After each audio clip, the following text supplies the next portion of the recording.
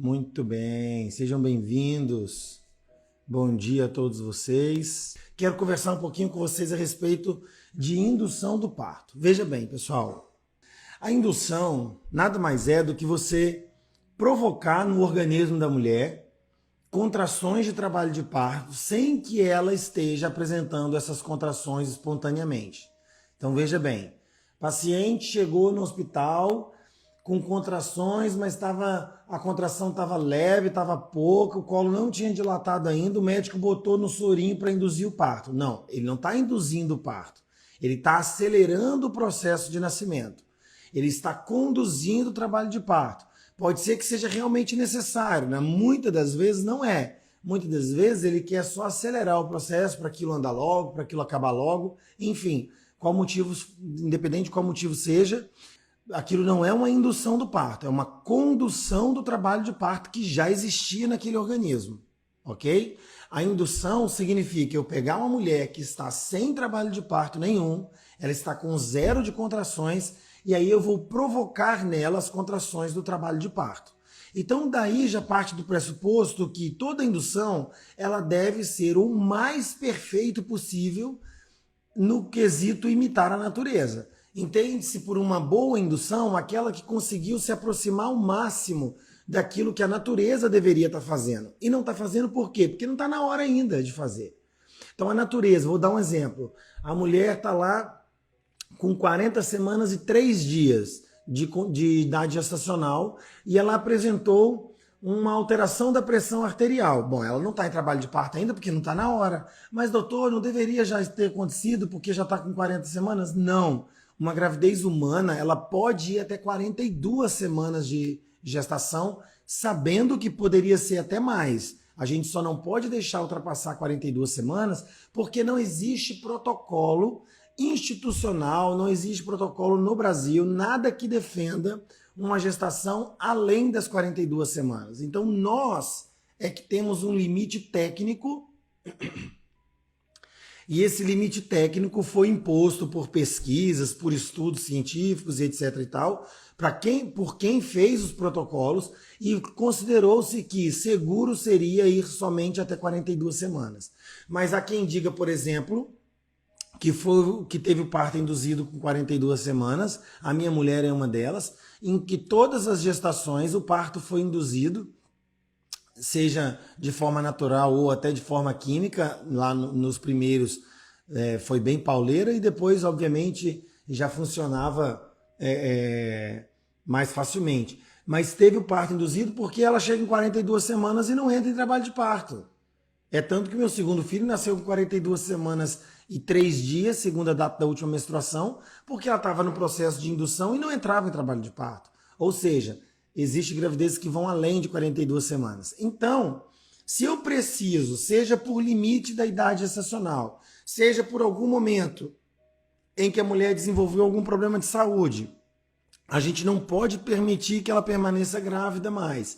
Seja porque chegou no extremo permitido de idade gestacional para diabetes gestacional, seja porque apareceu uma pré-eclâmpsia, independente do que seja, ela acabou precisando que o bebê nasça. E aí, nesses casos, se ela não está em trabalho de parto, eu só tenho 2 opções. Olha, eu estou com a mulher grávida, o bebê está dentro da barriga, eu preciso que nasce e ela não está em trabalho de parto, qual que seria a maneira de nascer? Ou eu faço uma cesariana ou eu faço uma indução do trabalho de parto. Então, nesse momento em que há uma indicação para interromper a gravidez, esse é o momento em que eu tenho que parar, checar toda a minha indicação, revisar, conferir a idade gestacional e uma vez que eu estou certo que eu realmente preciso que esse bebê nasça e todos os critérios de segurança, de vitalidade fetal foram checados e eu tenho um bebê com condições clínicas para passar por um trabalho de parto, neste momento eu estou diante de um quadro em que eu preciso que o bebê nasça e ele pode nascer de parto normal. Então, neste momento, eu posso decidir induzir o parto. E aí a indução estaria em uma excelente indicação. Ok, uma vez a indução indicada, eu vou agora selecionar qual método de indução que eu vou utilizar. Aí eu tenho que considerar algumas coisas. Primeiro, eu tenho tempo suficiente para induzir com métodos naturais ou eu não tenho tempo suficiente? Porque eu tenho que ter em mente, uma coisa que eu deveria ter falado antes e não falei, é o seguinte: uma vez que eu tenho indicação de induzir o parto, agora eu preciso entender o seguinte: eu tenho que sempre partir do pressuposto que eu tenho que ser o mínimo invasivo possível, o mínimo incômodo possível, o mínimo artificial possível. Então eu sempre vou, em toda indução, eu sempre vou do menos incômodo para o mais incômodo, do menos químico para o mais químico, do menos doloroso para o mais doloroso, entende? Do menos prejudicial ou do menos artificial para o mais artificial e por aí vai. Uma vez que eu tenho essa consciência de que eu tenho que ser o mínimo para mais, eu entendo que quanto menos eu invadir esse organismo, maiores são as chances desse organismo entender o que eu preciso e partir por si só para esse trabalho de parto. Tá? Então eu sempre destino um tempo suficiente para que a gente utilize métodos que são mais naturais, métodos que são menos invasivos, menos dolorosos e menos incômodos para o paciente. Obviamente que no decorrer desses métodos, que podem demorar dias, ela pode entrar em trabalho de parto, espontaneamente.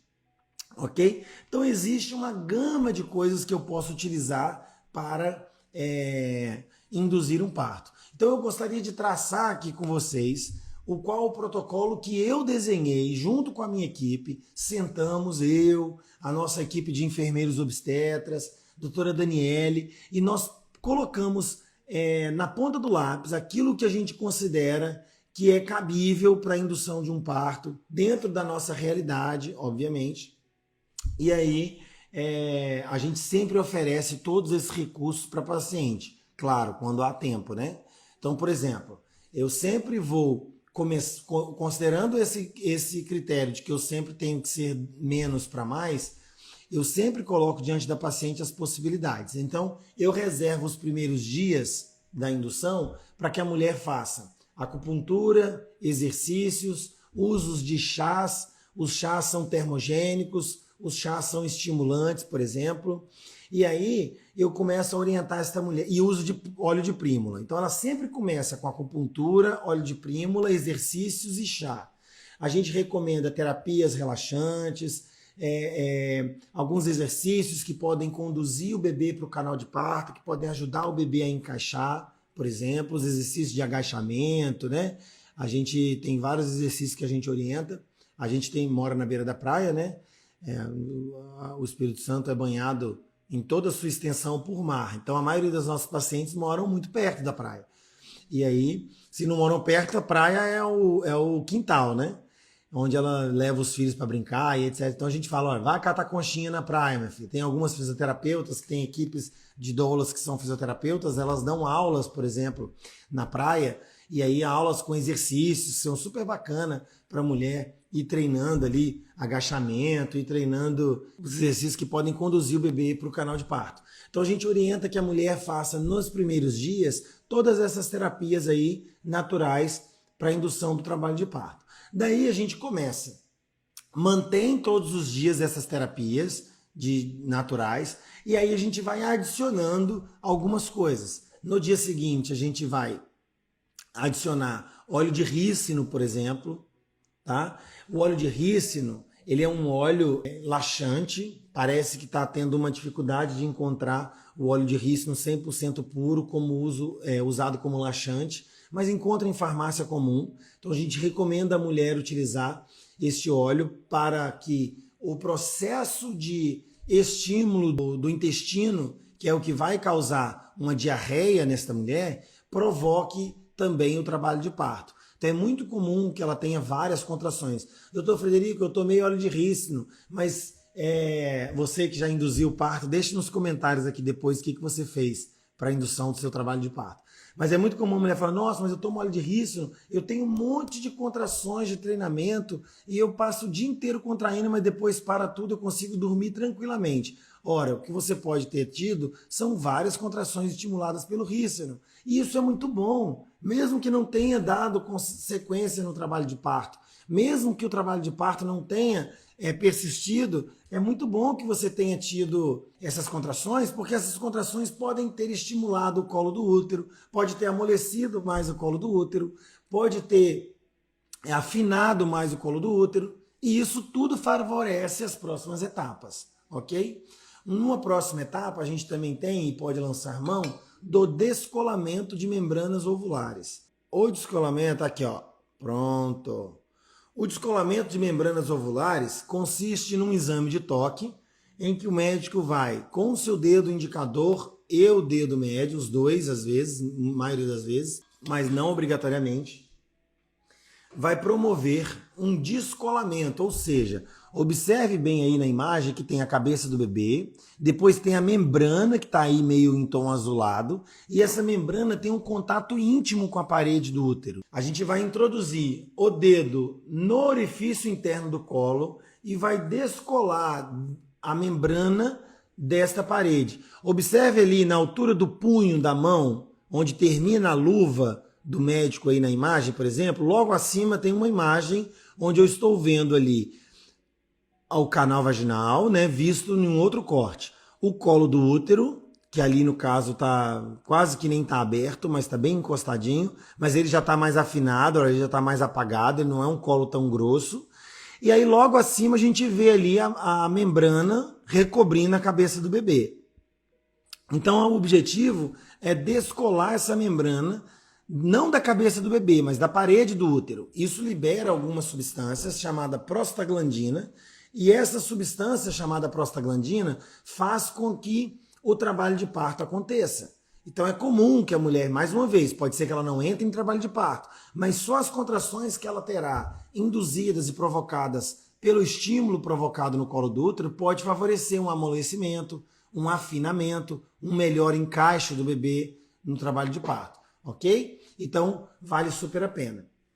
Então a gente deixa isso para um dia. Sempre a gente recomenda que isso seja feito de manhã. Para quê? Para que se ela tiver contrações no decorrer do dia, ela tenha ao longo do dia e ela à noite consiga descansar. E ela não fique com contrações ao longo da noite provocadas pelo estímulo que a gente fez no colo do útero.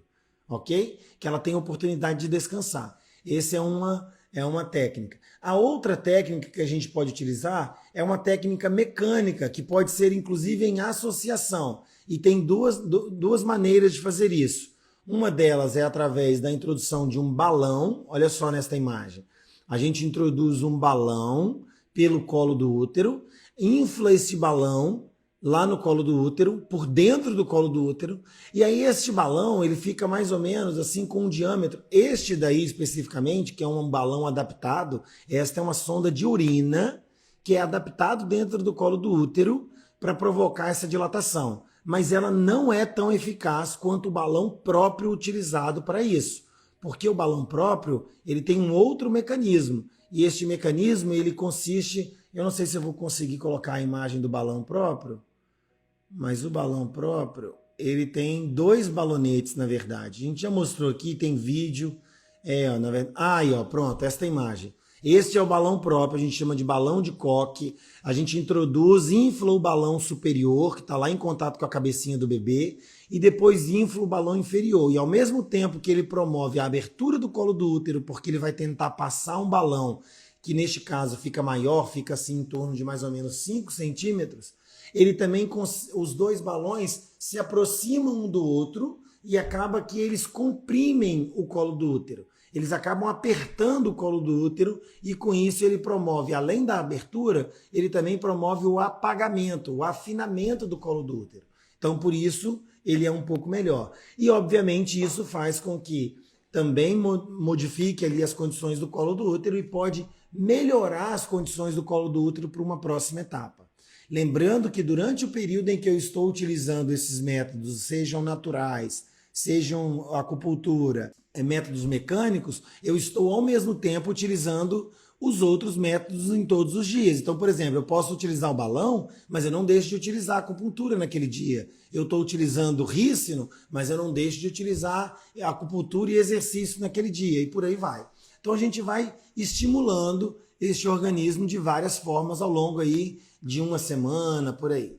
Bom, então falamos do método mecânico, que abre mecanicamente o colo do útero, ok? É muito comum o método mecânico ser utilizado pelo próprio médico em uma consulta, onde ele fala assim, olha, eu vou te examinar. Aí ele vai, examina, bota a mulher na posição, vai lá, faz um exame de toque, e aí a mulher quase morre de dor e a luva sai toda ensanguentada. E ele não avisou a mulher o que ia fazer. Na verdade, na maioria das vezes, ele está tentando descolar a membrana e também abrir forçadamente o colo do útero. E aí, às vezes, ele ainda fala, olha, tá ótimo, você que queria parto normal, estava com 1 centímetro, agora eu te coloquei com 4 centímetros. Só que, gente, isso dói demais. Não tem cabimento você abrir um colo do útero com a mão. Isso são técnicas que podem ser utilizadas em alguns casos, mas desde que a mulher esteja com analgesia, né? Esteja sem dor, de forma respeitosa, ou que seja compartilhado com ela, se for o caso. Que ela tenha consentimento, né? Que haja o consentimento dela,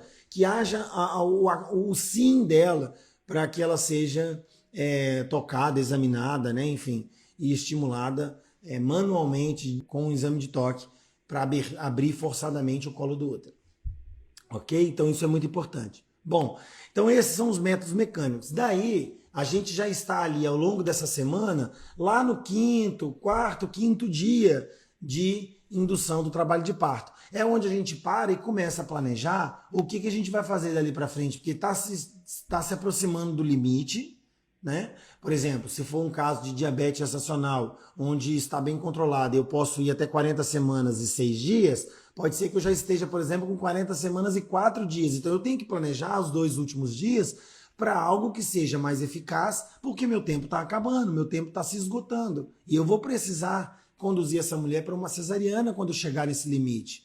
Não, por exemplo, se não tem nenhuma doença, eu estou induzindo porque a mulher está com 41 semanas. Então pode ser que ela já esteja se aproximando das 42 semanas, onde eu vou precisar agir com métodos químicos para induzir esse trabalho de parto. Bom, feito isso, eu tenho que ali planejar nos 2 últimos dias as induções químicas. E por que é importante? Porque esta indução, pessoal, só pode acontecer no hospital.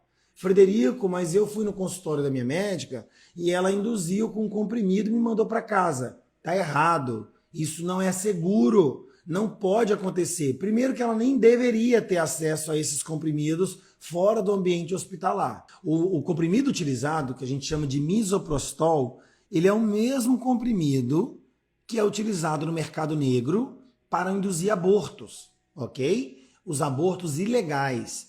Então, a gente não deveria ter acesso a esses comprimidos fora do ambiente hospitalar. Então o médico não deve, mas eu estou com 40 semanas, vou ter um aborto. Não. O que o comprimido faz? Ele amolece e abre o colo do útero. Se você tem um bebê de 8 semanas, isso é um aborto. Se você tem um bebê de 40 semanas, vai nascer. Então o que ele está querendo é induzir o parto. Tá tudo bem, tá ótimo, mas isso deveria acontecer no ambiente hospitalar, ok? Então nenhum médico, nem por nada, não tem justificativa para ele ter comprimidos no seu consultório, para ele ter métodos químicos no seu consultório. Ocitocina nem se fala, né? Porque não se utiliza ocitocina fora do ambiente hospitalar. A mulher tem que estar puncionada, com veia, no sorinho. Então, ou seja, toda a indução química, ela tem que acontecer dentro do ambiente hospitalar. Ok? Então a gente interna essa mulher. Mas é muito ruim, o médico me ofereceu induzir, colocar um comprimidinho e me mandar para casa para evitar que eu interne cedo. Eu sei, eu entendo, maravilhoso a intenção dela, mas como diz o ditado, o inferno está cheio de boas intenções, né?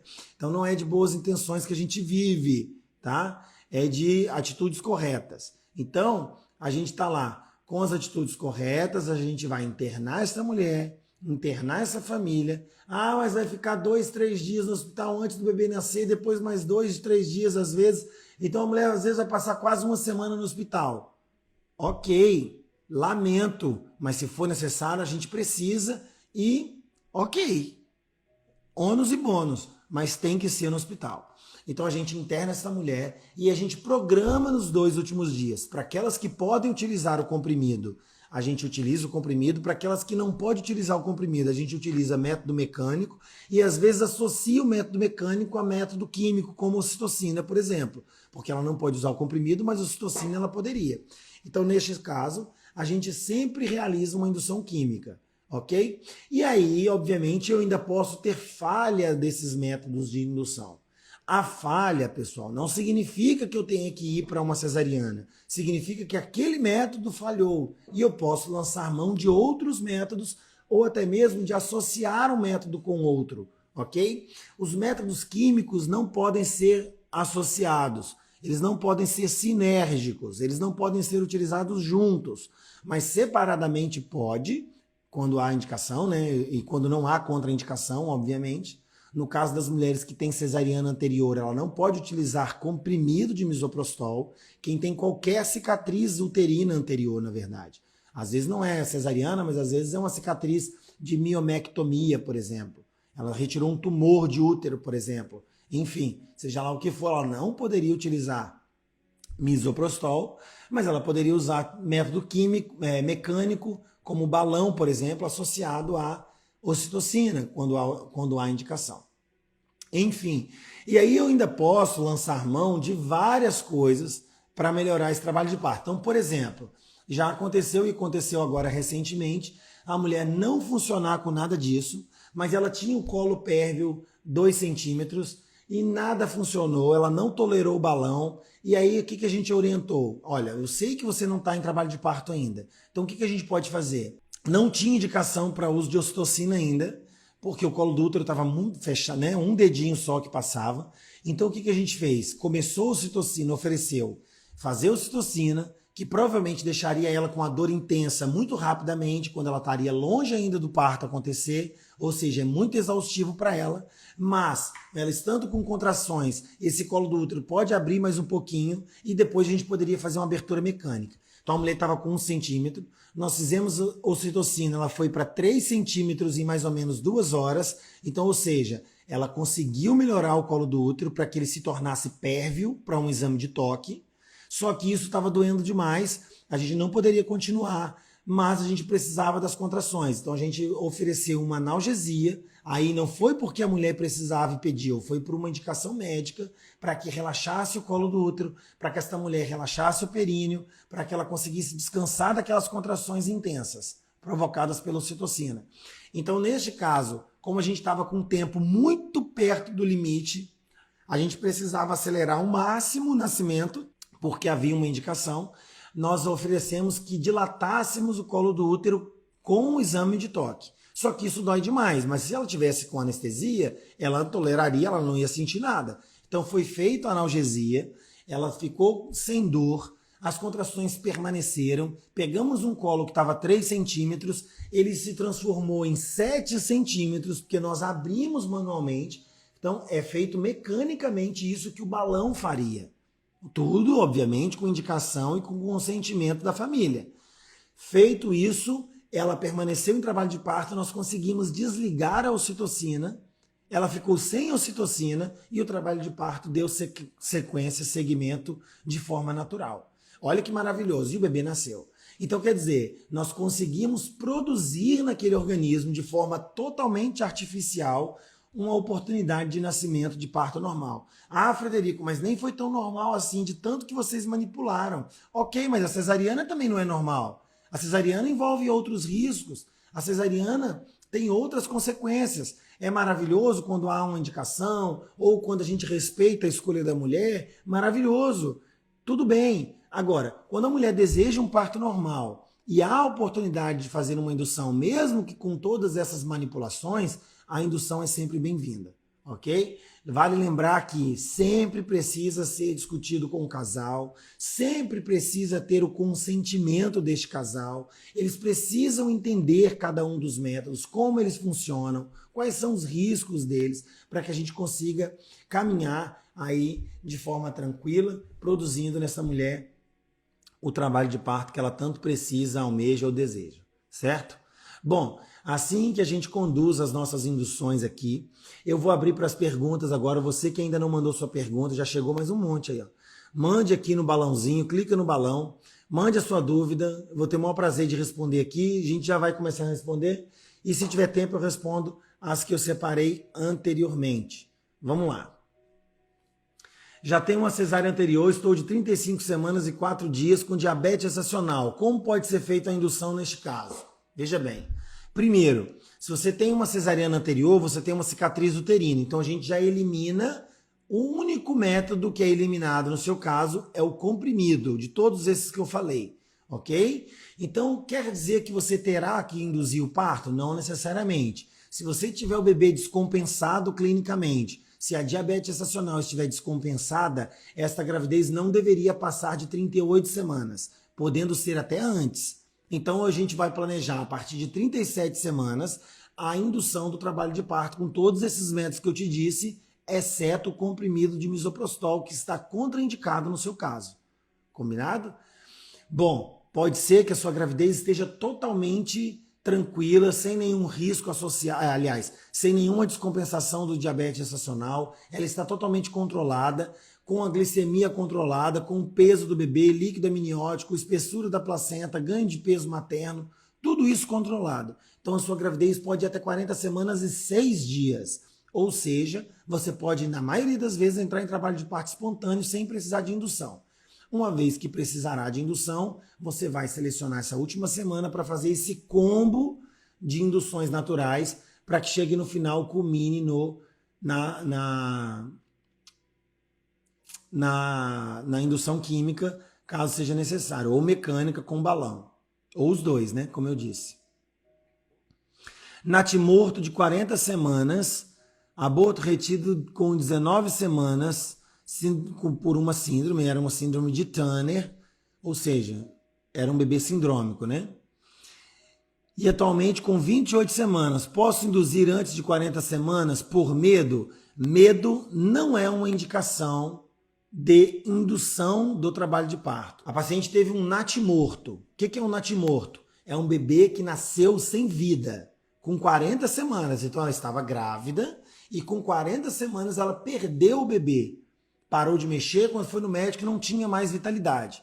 Lamentável, sinto muito aí, sinta-se abraçada, é uma perda. Eu não consigo, eu tenho 4 filhos, eu não consigo imaginar a dor do seu coração.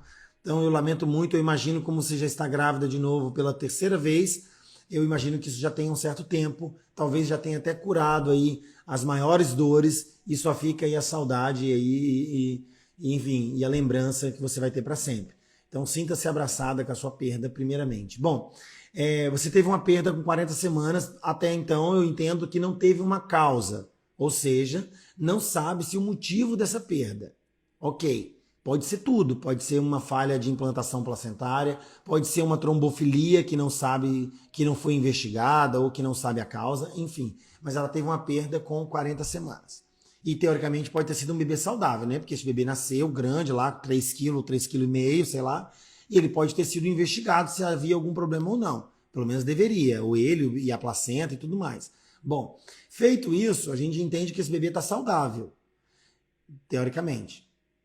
E aí depois teve uma gravidez que terminou num aborto tardio, com 19 semanas, mas nesse caso era um bebê sindrômico, ou seja, eu sei que houve um problema genético. Então eu estou falando de 2 perdas completamente distintas, por causas distintas, ok? Provavelmente uma não teve nenhuma relação com a outra, tá? E aí de novo essa dor toda, enfim, muito lamentável. E agora, esta mulher está grávida de 28 semanas. Eu entendo que, primeira coisa, o que você mais quer na vida é um bebê no seu colo, mamando no peito.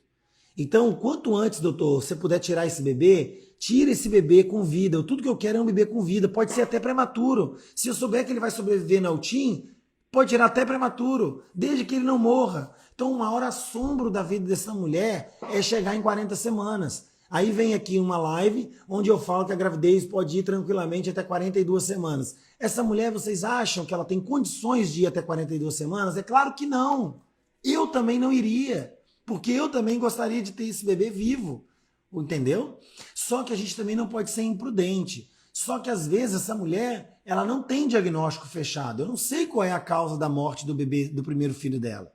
Então, suspeitando que possa ser uma trombofilia e eu não tendo condições de investigar isso, porque trombofilia não se investiga com a mulher grávida, eu vou ter que submeter essa mulher a um tratamento precoce de ou indução do trabalho de parto ou de uma cesariana, se for o caso, ok? Mas, teoricamente, poderia ser ali com 39 semanas, não precisaria ser antes. Eu entendo que essa mulher quer que o bebê seja retirado antes ou o quanto antes, perfeitamente compreensível esse raciocínio dela.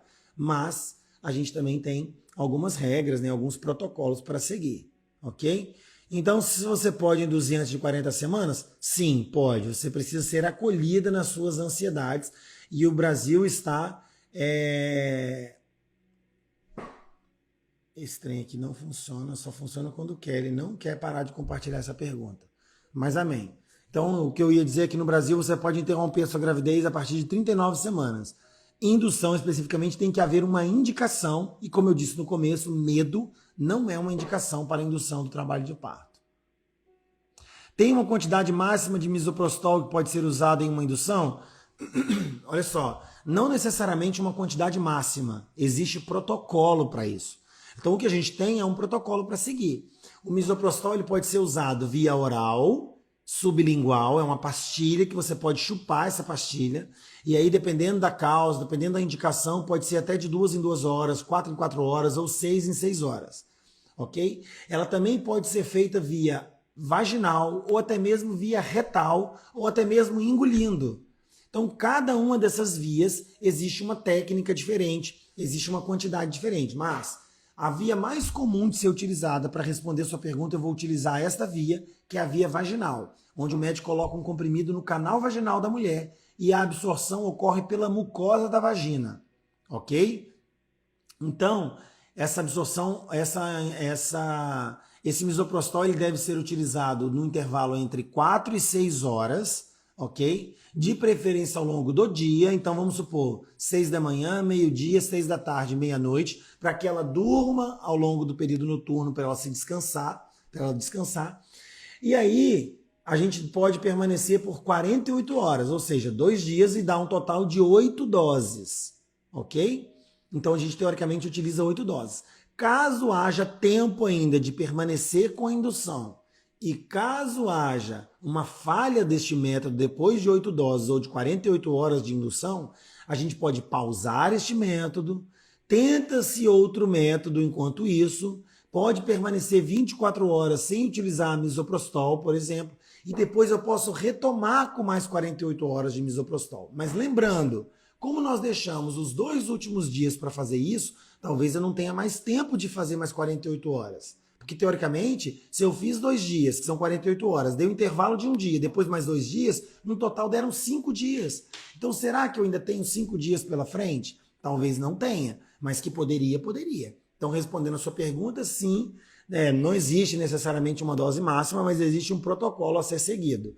Quando há falha de indução, a gente decreta a falha de indução e ok, a gente passa para a próxima etapa. Olha que bom essa pergunta.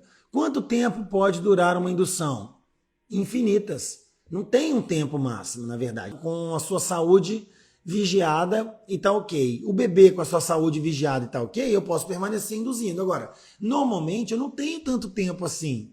Eu já passei 6 dias induzindo um parto. 6 dias de método químico? Não. 6 dias com métodos naturais, chega no final, dá um total de 6 dias. Mas não existe um limite máximo de tempo de indução. Existe, na verdade, esgota-se todos os protocolos, esgota-se todos os métodos, esgota-se todas as tentativas, esgota-se o prazo limite que a gente tem. Então, consequentemente, eu tenho o meu limite aí findado por uma questão técnica, mas não por saúde da mãe e do bebê, né? E, por exemplo, se eu considerar que é um feto morto e a mãe está super bem e saudável, eu posso passar aí 2, 3 semanas induzindo o parto, por exemplo. Entende? Então, assim, não há um limite, uma resposta precisa, depende de cada caso. 30 semanas, o obstetra indicou o uso de beta-30. Falou que para amadurecer o pulmão do bebê, mas não falou de parto prematuro. Ora, você tem que ter uma boa indicação para usar beta-30, né? Para começar, o beta-30 é uma droga, é um corticoide que é a base de betametasona, que é a droga de escolha para auxiliar no amadurecimento do pulmão. E eu faço isso todas as vezes que eu estou diante de um bebê que está demonstrando que pode nascer prematuramente. Seja por conta do colo, seja porque ela já tem um histórico de prematuridade, seja por alguma doença da mãe ou do bebê ou de ambos. Independente do que seja, eu estou suspeitando que esse bebê pode nascer prematuro. Então eu devo fazer até o limite de 34, alguns estudos estendem até 36 semanas, o uso do corticoide. Agora, se eu fizer muito antes, logo com 30 semanas, e o bebê nascer só com 34, eu passei o período de ação do corticoide. Então ele não deve ser feito muito antes também não.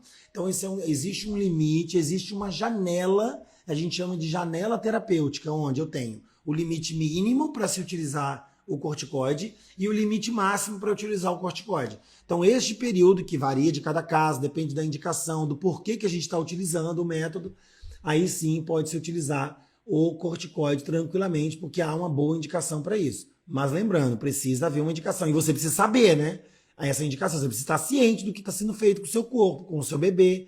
Pelo amor de Deus, você tem que discutir. Gente, as pessoas precisam entender, vocês são donas dos seus próprios corpos, dos seus bebês, então não tem cabimento o médico fazer uma indicação e você não souber nem por que ele está indicando isso. Você precisa saber. Dizem, doutor, tá, mas eu estou tomando esse corticoide por quê? Ah, porque precisa amadurecer o pulmão do bebê. Tá, mas ele precisa amadurecer o pulmão por quê? Tem que ter uma indicação. Não vou tomar uma injeção. Eu sei lá se isso vai me fazer mal. Ué, tem que ter uma justificativa boa, ué. Aliás, diga-se de passagem, o beta-30 tem muitas ações no seu organismo. Desorganiza várias glândulas do seu corpo. Mas ele é essencial. É maravilhoso utilizar para os bebês. Mas tem que ter uma indicação. E mais importante, você precisa saber isso, gente, pelo amor de Deus. Gestação gemelar, a partir de qual semana iniciar a indução? Primeiro, depende. Há quem diga que uma gestação gemelar pode ter parto normal, mas os bebês precisam ter uma posição adequada e ser um tipo de gestação adequada. Gestações com 2 placentas, com 2 bolsas.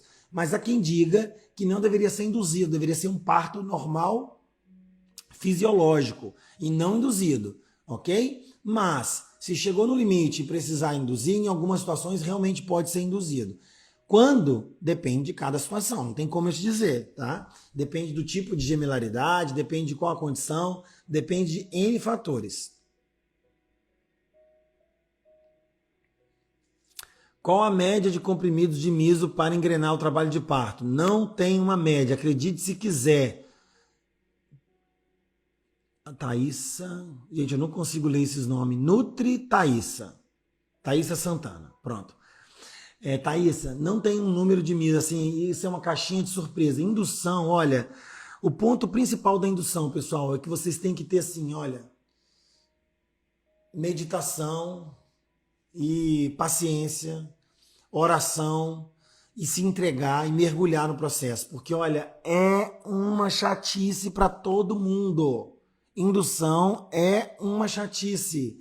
Indução é um desgaste emocional, físico, psicológico gigantesco para a mulher, para o casal, para a família. Então assim, vocês têm que querer muito, vocês têm que estar muito compenetrados, vocês têm que estar muito decididos, entender os riscos e benefícios para partir para uma indução. É possível? É.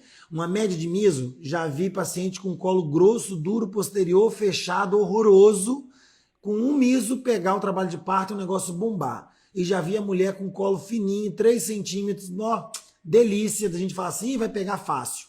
E na verdade, enfiar a cara no miso e nada funcionar. Então depende, tá? Depende de muitas coisas. Não tem como te responder isso. Na indução aumenta os riscos de sofrimento fetal? Claro que sim. Excelente a sua pergunta. Toda indução, eu parto do pressuposto que eu estou utilizando uma forma não natural para induzir um trabalho de parto. O parto por si só já é um risco, né? Você tem que estar vigilante, por quê? Porque o parto por si só pode empregar um risco para aquele bebê. Então a gente tem que estar vigilante para agir na hora certa. Agora, imagina que é um parto que foi provocado artificialmente.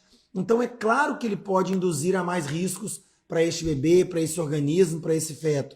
Então a resposta é sim, pode. Então precisa ser um parto vigiado de perto, Toda indução tem que ser conduzida de forma muito controlada, muito certeira, com a equipe sempre disposta a agir no momento certo, porque toda indução eu aumento o risco de provocar contrações exageradas, provocar contrações intensas, e com isso eu aumento o risco de sofrimento fetal agudo. Então eu tenho que estar de prontidão para agir. Isso é verdade. Parto no SUS em hospital, sem muitos recursos, com equipe de plantão. Como ter segurança de escolher a indução? Minha filha, deixa eu te falar uma coisa. Eu não sei qual estrutura você vai submeter, né? Mas, infelizmente, pode dar tudo certo, como pode dar tudo muito errado.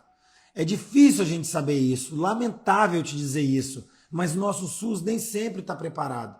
Olha, aqui não sei aonde você vai, mas aqui na capital, na Grande Vitória, na verdade, inaugurou agora um hospital materno-infantil com sei lá quantos leitos, cento e tantos leitos, só de maternidade. Tem até UTI materna, tem tudo. 20, 30 bebês nascendo por dia.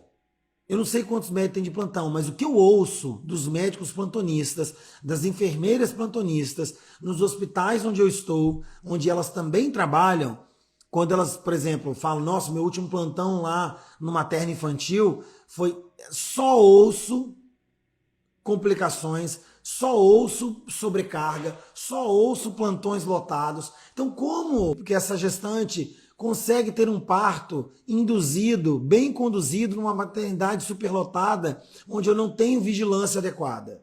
Você entende? Então, assim, gera uma insegurança tremenda para todo mundo.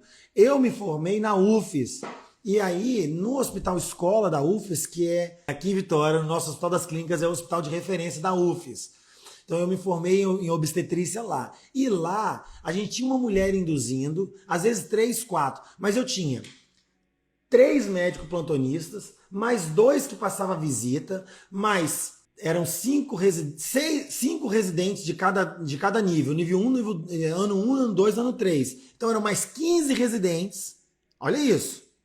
Então eram 5 plantonistas, basicamente, mais 15 residentes. E acadêmico devia ter pelo menos uns 5 ou 6 rodando em cada etapa. Ou seja, mais uns 5 acadêmicos. Não vou nem contar os acadêmicos, que poderia sim ir lá e auscultar um bebê e saber que está correto, que a gente já ensinou e tal. Beleza. Então, ou seja, eu tenho quase que 15 pessoas para 2, 3, 4 pacientes induzindo. Então é claro que eu consigo manter uma rotina saudável, tranquila, com boa vigilância para induzir um parto. Agora, imagina no hospital que tenha 3, 4 plantonistas. Gente, eu já vi paciente induzir um parto de manhã e o médico só conseguir voltar no quarto à noite. Tem que parar a indução. Olha, não foi feito o misoprostol do meio-dia, não foi feito o comprimido das 18, porque a gente não conseguiu parar. Ou como é que você quer que essa indução funcione? Não tem como. Então, assim, lamentável, mas não temos uma estrutura adequada para uma boa indução.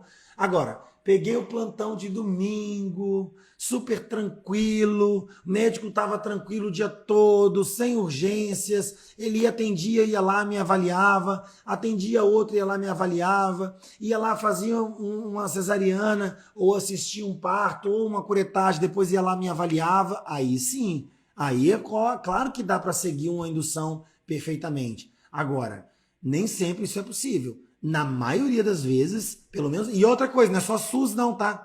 Nos hospitais privados é a mesma coisa. A sobrecarga é a mesma. Então, nem sempre dá para fazer um segmento de indução do trabalho de parto de forma adequada. Lamentável, mas nem sempre dá. Se o miso sair minutos após, precisa colocar outro, logo ou esperar 6 horas? Claro que pode colocar outro. Se o miso saiu inteiro, ele derrete super rápido. Se saiu inteiro, não derreteu nada. Claro que pode colocar outro. A pergunta aí, ó, do misoprostol. Vou me despedindo. Tchau, tchau, pessoal. Deus abençoe vocês. Eu vou salvar a live pra gente falar nos comentários muito sobre indução do parto, beleza? Tchau, tchau.